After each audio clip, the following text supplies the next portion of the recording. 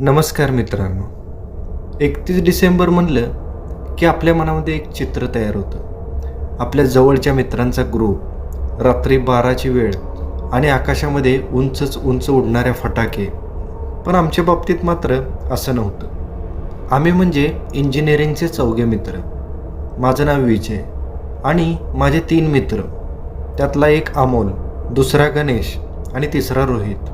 इंजिनिअरिंगच्या पहिल्या वर्षापासून आम्ही 4 जण एकाच क्लासमध्ये होतो आणि तेव्हापासून आमची मैत्री अशी काही घट्ट झाली होती की आत्ता आम्ही कॉलेज सोडून आमच्या आयुष्यामध्ये किती जरी पुढे गेलेलो असलो तरी आम्ही 31 डिसेंबरच्या दिवशी आवर्जून एकमेकांची भेट घ्यायचो. आणि त्यातच आमच्या चौघांचा स्वभाव एकसारखाच, म्हणजेच प्रत्येकाला आयुष्यामध्ये काहीतरी चॅलेंजिंग करावं असं वाटायचं आणि वर्षातून एकदाच आम्ही 31 डिसेंबरच्या निमित्ताने भेटायचो. आणि त्यावेळी आमचं प्लॅनिंग जास्तीत जास्त हे असायचं की आमचा 31 डिसेंबर हा दुसऱ्यांसारखा मिळमिळीत नसून काहीतरी थ्रिलिंग एक्सपिरियन्स देणारा असावा. जसे की आम्ही मागच्या वर्षी ट्रेकिंगसाठी गेलो होतो आणि रात्री एका उंच कड्यावर बसून आम्ही आमचा 31 डिसेंबर साजरा केला होता. त्याच्या आधीच्या वर्षी आम्ही एका जंगलामध्ये आमचा 31 डिसेंबर साजरा केला होता. आणि यावर्षी म्हणजे 2022ला तो कसा साजरा करायचा याच्यासाठी आमचं फ्युचर प्लॅनिंग चालू होतं. अजून 31 डिसेंबरसाठी 3-4 दिवसाचा टाईम होता आणि आमच्या सगळ्यांचे एकमेकांना फोन चालू झाले. पुढं काय करायचं याचं प्लॅनिंग व्हायला लागलं.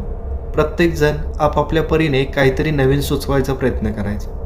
पण एक दिवशी अमोलने आम्हाला फोन केला आणि अमोलने माझ्यासोबत माझ्या दोन्ही मित्रांना म्हणजे रोहितला आणि गणेशला पण फोनमध्ये कॉन्फरन्समध्ये घेतलं. आणि अमोल म्हणाला की 30 डिसेंबरला तुम्ही तिघे पण इकडं माझ्याकडे या. माझ्याकडे एक भन्नाट कल्पना आहे. आमच्या इथं एक जबरदस्त डेस्टिनेशन आहे आणि तिथल्यासारखा थ्रिलिंग एक्सपिरियन्स आपल्याला कधीच मिळणार नाही. माझ्यावर विश्वास ठेवा आणि तुम्ही 30 डिसेंबरला माझ्या घरी या. आता अमोलच्या बोलण्यावरून तरी आम्हाला वाटत होतं की नक्कीच काहीतरी थ्रिलिंग असणार आहे आणि आम्ही तिघांनी 30 डिसेंबरला अमोलच्या घरी जायचं प्लॅनिंग केलं. आता अमोलचं घर म्हणजे त्याचं ते फार्म हाऊसच होतं. तशी अमोलची फॅमिली कोल्हापूरमध्ये होती, पण तो जास्त करून त्याच्या कोकणातल्या फार्म हाऊसवर असायचा आणि त्याच्या फार्म हाऊसपासून समुद्रकिनारा एकदम जवळच होता. तसं पण आम्ही 2-3 वेळा त्याच्या फार्म हाऊसवर जाऊन आलेलो होतो. त्याचं फार्म हाऊस एकदम छोटंसंच होतं. कौलारू जुन्या पद्धतीचं घर, घराच्या बाजूला आंब्या फणसाची आणि नारळाची मोठमोठी झाडं, खूपच आल्हाददायक वातावरण होतं. त्यामुळं कोकणात जायचं म्हणल्यानंतर आम्ही तिघं पण खुश झालो. 30 डिसेंबरला मी माझं सगळं सामान आवरलं आणि साधारणतः एक 12 वाजता मी घरातून माझी गाडी घेऊन बाहेर पडलो. रोहित आणि गणेश दोघं पण साताऱ्यामध्ये राहायला होते.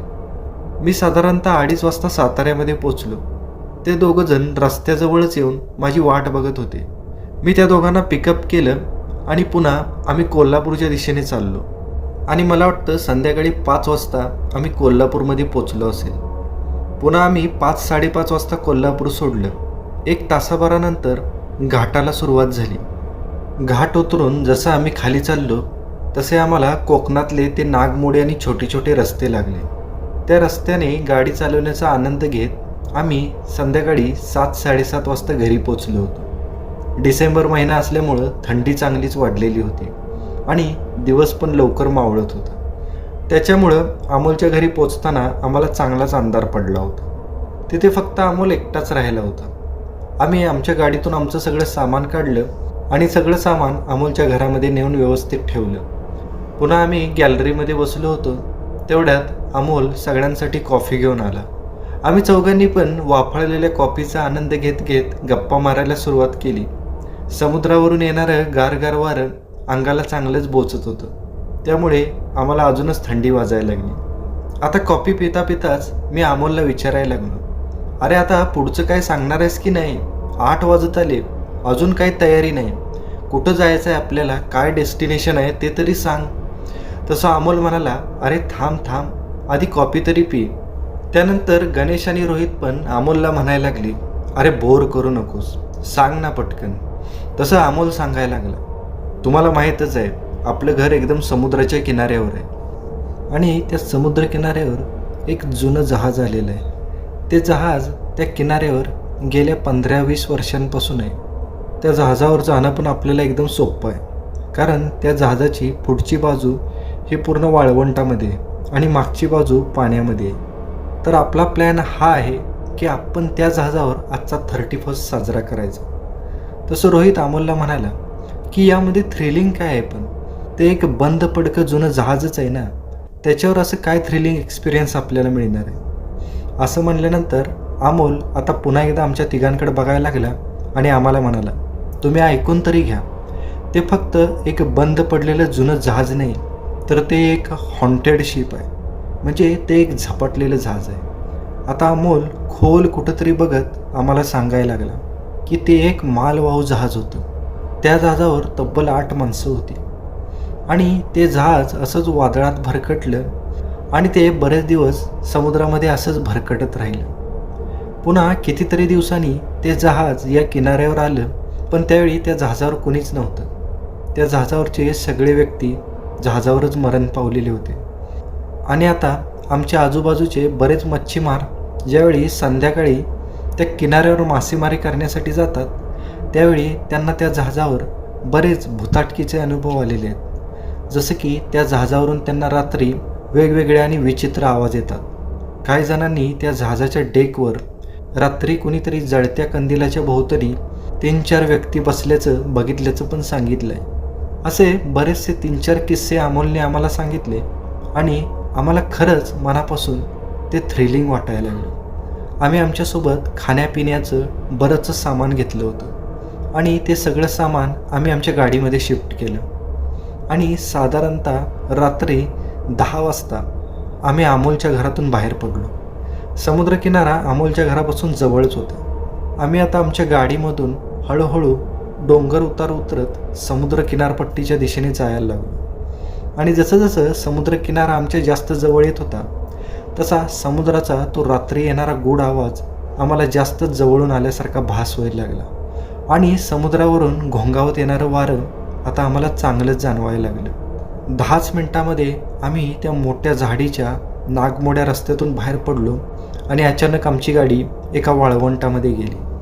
आणि जसं आम्ही त्या किनाऱ्यावर पोचलो तसं आम्ही एक ठिकाणी आमची गाडी पार्क केली, गाडी लॉक केली आणि गाडीतलं सगळं सामान आम्ही चौघांनी वाटून घेतलं आणि आम्ही आता इकडे तिकडे बघायला लागलो. त्या दिवशी पौर्णिमा असल्यामुळं आकाशामध्ये एकदम चांगलं चंद्राचं चांदणं पडलेलं होतं आणि त्या चांदण्या प्रकाशामध्ये आम्हाला समुद्रकिनारा एकदम स्पष्ट दिसत होता. एवढ्या रात्रीसुद्धा समुद्र खूपच मनमोहक दिसत होता. आम्ही चौघजण भान हरपून त्या समुद्राकडे बघायला लागलो. तेवढ्यात आम्हाला डाव्या बाजूच्या वाळूमध्ये काहीतरी मोठं असल्यासारखं दिसलं. एकदम मोठं धूड होतं ते. जसं आमची नजर तिकडे गेली तसं अमोल आमच्याकडे बघत म्हणाला, तेच ते जहाज आहे ज्या जहाजावर आपल्याला आज 31 साजरा करायचा आहे. आम्ही तिघं पण त्या जहाजाकडं अवाक होत बघत राहिलो, कारण ते जहाज खूपच मोठं होतं. आम्ही पुन्हा आमचं सगळं सामान घेऊन त्या जहाजाच्या दिशेने चालायला लागलो आणि जसं आम्ही त्या जहाजाच्या जवळ गेलो तसं आम्हाला त्या जहाजाकडं माना वर करून बघाव्या लागायला लागल्या. त्या जहाजावर चढायसाठी एक शिडी होती. पहिल्यांदा अमोल त्या शिडीजवळ गेला आणि त्याने त्या शिडीवर 2-4 वेळा जरा मारून बघितलं की ती शिडी आता आमच्या चढण्याच्या लायकीची आहे का नाही, आणि पुन्हा तो हळूहळू वर चढायला लागला. त्याने आपल्यासोबत एक बॅग घेतली होती. आता आम्ही एका पाठोपाठ एक चौघजण हळूहळू त्या शिडीवरून वर चढत होतो. त्या शिडीवरून चढताना आम्हाला भीती पण वाटत होती, कारण किती जरी केलं तरी ते एक जुनं जहाज होतं आणि मोडकळीला आलेलं होतं. त्याचे बरेचसे अवयव गंजून सडून गेलेले होते, त्यामुळे कधी कुठला भाग तुटून ढासळेल याची गॅरंटी नव्हती. आम्ही तसा जीव मुठीमध्ये घेऊन हळूहळू त्या शिडीवरून वर चढत होतो आणि ती शिडी पण कुरकुर आवाज करून आम्हाला चांगलीच भीती दाखवत होती. अमोल आता सगळ्यात वरती जाऊन आम्हाला हात देऊन एका एकाला त्या जहाजाच्या डेकवर ओढायला लागला. त्यानंतर आम्ही चौघजण पण जहाजाच्या डेकवर एकदम सुखरूपपणे पोचलो. आमचं सामान पण आम्ही व्यवस्थित डेकवर ठेवलं. आता तो मोकळा डेक बघून मला आणि रोहितला वाटायला लागलं की या डेकवरून जोरात पळत जावं. तसं अमोल आम्हाला अडवत म्हणाला, तसं मुळीच कळू नका, कारण हे खूपच जुनं जहाज आहे आणि या जहाजाचा जो डेक आहे तो खूपच सडलेला आहे. त्यामुळं कधी तुमच्या पायाखालचा भाग ढासळेल आणि तुम्ही आतमध्ये पडाल याची गॅरंटी नाही. त्याच्यासाठी गडबड करू नका. व्यवस्थित अभ्यास करूनच आपल्याला पुढं सरकावं लागणार आहे. आता अमोलने त्याच्या गळ्यातला टॉर्च ऑन केला आणि तो सगळीकडे टॉर्चचा फोकस फिरवायला लागला आणि तो पुढं चालला. आम्ही पण त्याच्या मागं जात होतो. अमोल प्रत्येक पाऊल एकदम जपून टाकत होता. डेकचा भाग पूर्णपणे सडलेला होता आणि डेकपासून पुढंच असणारं जे जहाजाचं केबिन होतं त्याच्यावरच्या सगळ्या काचा पण फुटलेल्या होत्या. आता थोडासा आम्हाला डेकचा अंदाज आल्यानंतर आम्ही आता मनमोकळेपणानं डेकवर इकडं तिकडं फिरायला लागलो. डेकच्या एका बाजूला एक टेबल होतं आणि त्या टेबलाच्या बाजूला 4 खुर्च्या होत्या आणि त्या टेबलावर एक कंदील पण ठेवलेला होता. आणि विशेष म्हणजे या एवढ्या जुन्या जहाजावर हा टेबल, खुर्च्या आणि त्या टेबलावरचा जो कंदील होता तो एकदम चांगल्या अवस्थेमध्ये होता. त्याला कोणत्याही प्रकारचा गंज नव्हता किंवा त्याचा कुठलाही भाग खराब झालेला नव्हता. आणि आम्हाला आश्चर्य या गोष्टीचं वाटलं की एवढ्या जुन्या जहाजावर या वस्तू एवढ्या चांगल्या अवस्थेमध्ये कशा असतील. आता बघत 11:30 वाजले होते. नवीन वर्षाची सुरुवात होण्यासाठी आता अर्ध्या तासाचाच वेळ बाकी होता. आम्ही 4 जण आता त्याच टेबलवर बसलो आणि आम्ही आमच्यासोबत आणलेली ड्रिंक्स आणि खाण्यापिण्याचं सगळं साहित्य टेबलवर मांडलं आणि पुन्हा आम्ही ड्रिंक्स करत त्या आणलेल्या खाद्यपदार्थावर ताव मारायला सुरुवात केली. आम्ही आता एकदम मज्जा करत ते वातावरण एन्जॉय करायला लागलो. आता आम्हाला या आठवणी आमच्यासोबत साठवायच्या होत्या. त्याच्यासाठी अमोलने त्याचा मोबाईल काढला आणि त्याने आपला मोबाईल सेल्फी स्टिकला लावून तो आमच्या चौघांचे सेल्फी फोटोज घ्यायला लागला. आणि आता तो असाच फोटो घेत असताना मला अचानक त्या फोटोमध्ये काहीतरी विचित्र जाणवलं, जसं की आमच्या मागं कुणीतरी उभं आहे. मी पुन्हा डोळे किलकिले करून बघायला लागलो. तेवढ्यात आमच्या मागं असणारी ती आकृती थोडीशी हलली आणि मी एकदम दचकलो. रोहित, गणेश आणि अमोलच्या ते लक्षात आलं नव्हतं, पण मला पुन्हा वाटलं की मला कदाचित भास झाला असेल आणि पुन्हा आम्ही फोटोसाठी पोज द्यायला लागलो. तेवढ्यात पुन्हा एकदा मला ती आकृती आमच्या चौघांच्या मागे दिसली आणि यावेळी मात्र अमोललासुद्धा ती आकृती दिसली होती. तसा अमोल एकदम दचकला आणि तसाच थांबला आणि तो हळूच मान मागं वळवून बघायला लागला. तसं मी अमोलला म्हणालो, काय रे, काय झालं? तसं तो म्हणाला, मला फोटो काढताना असं जाणवलं की आपल्या मागं कुणीतरी उभं आहे. आता ही गोष्ट अमोलच्या पण लक्षात आली होती आणि आमचं हे फोटोशूट चालू होतं. तेवढ्यात आम्हाला जे जहाज ऑपरेट करतात ती म्हणजे त्या कॅप्टनची जी रूम आहे तिथून आम्हाला काहीतरी आवाज यायला लागला. तो आवाज कुर कुर कुर कुर असा होता आणि आम्ही एका पाठोपाठ एक केबिनच्या दिशेने चालायला लागलो. केबिनचा दरवाजा खूपच जुना आणि गंजलेला होता. मी तो दरवाजा धरून उघडायचा प्रयत्न करायला लागलो, पण तो खूपच गंजलेला असल्यामुळं एकदम जाम झालेला होता आणि तो निघत नव्हता. त्यानंतर मात्र आम्ही सगळ्यांनी त्या दरवाजाला ताकद लावली तसा तो धाडकन उपसून निघाला. आम्ही आता त्या केबिनमध्ये गेलो आणि इकडं तिकडं बघायला लागलो. सगळं एकदम जुन्या आणि गंजलेल्या अवस्थेमध्ये होतं आणि अचानक आमची नजर त्या कुरकुर होणाऱ्या आवाजाकडे गेली. कोणीतरी जहाजाचं स्टेअरिंग व्हील जोरजोराने फिरवत होतं. तसा गणेश हळूच पुढे गेला आणि त्या स्टेअरिंग व्हीलला हात लावणार. तेवढ्यात मी ओरडलो, गणेश, उगीच कोणत्याही वस्तूला स्पर्श करू नको. तसं गणेश म्हणाला, थांब रे 2 मिनटं, हे नेमकं काय ते मला बघू दे ना. असं म्हणून त्याने त्या स्टिअरिंग व्हीलला हात लावला तशी ती व्हील एकदम थांबली आणि पुन्हा जसं गणेशने ती व्हील सोडली तशी ती पुन्हा कुरकुर आवाज करत गरगर फिरायला लागली. तसं तो एकदम दचकला आणि मागं सरला. हे सगळंच खूपच अनपेक्षित आणि विचित्र होतं. आम्ही एकदम आश्चर्यचकित होऊन या सगळ्या गोष्टी बघत होतो. तसं आता आम्हाला जहाजाच्या आतल्या बाजूने वेगवेगळे आणि विचित्र आवाज यायला लागले, जसं की कुणीतरी भारदस्त बोट आदळत चालत असावं आणि ते आमच्याच दिशेने वर येत असावं. आमच्या हृदयाची धडधड वाढली. तो आवाज आता केबिनच्या खालून येणाऱ्या रस्त्याने यायला लागला होता आणि तो आवाज आता इतका जवळ आला की आम्हाला वाटत होतं ती वस्तू आता आमच्या एकदम जवळ आलेली.